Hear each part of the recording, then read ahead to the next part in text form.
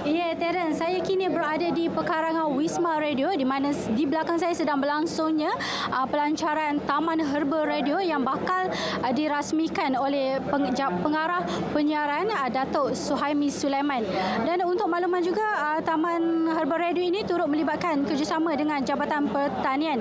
Dan bagi penerangan yang lebih jelas dan terperinci, kita bersama pengarah bahagian program radio Jabatan Penyiaran Encik Saiful Zaman Yusof. Baik, Encik Saiful Zaman, mengapa tanaman herba ini menjadi pilihan dan bagaimana idea untuk mewujudkan Taman Herba Radio ini terlaksana? Ya, kenapa tanaman herba ini menjadi pilihan? Kerana kita setiap hari, setiap masa kita sentiasa menggunakan bahan-bahan daripada tumbuhan herba ini untuk masakan kita di rumah. Tapi dalam masa yang sama juga, tanaman herba ini juga kita gunakan untuk produk kesihatan kita.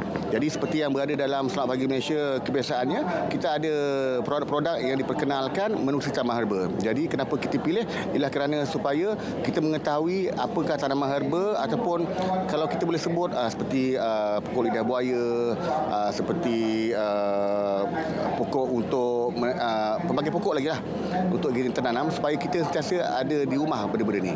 Jadi sebenarnya tanaman herba ni itulah yang kita sasarkan supaya setiap rumah ada tanaman herba tersendiri tanpa perlu pergi ke kedai. Kita boleh meningkatkan ekonomi di rumah dan juga kita boleh menghijaukan rumah kita.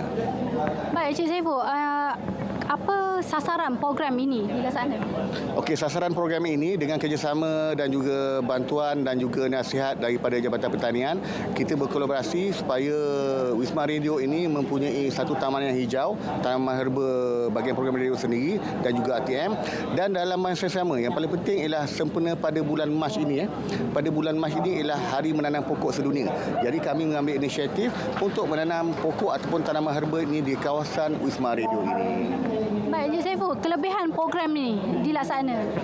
Kelebihan program ini menerusi apa yang diperkatakan oleh Perdana Menteri kita, supaya kita sentiasa mempunyai kehijauan di rumah ataupun di pejabat atau di mana saja kita berada. Dan dalam masa yang sama kita juga kena mengenali pokok-pokok herba kita ataupun tanaman yang kita ada sendiri. Jadi dalam arti kata lain, sentiasa cintai bumi kita ini. Baik, saya kira itu, terima kasih Encik Saiful untuk penerangan yang jelas dan padat. Saya kira itu dahulu, sementara kita menunggu pelancaran yang bakal dirasmikan oleh Datuk Suhaimi Sulaiman. Kembali kepada Sofia di studio.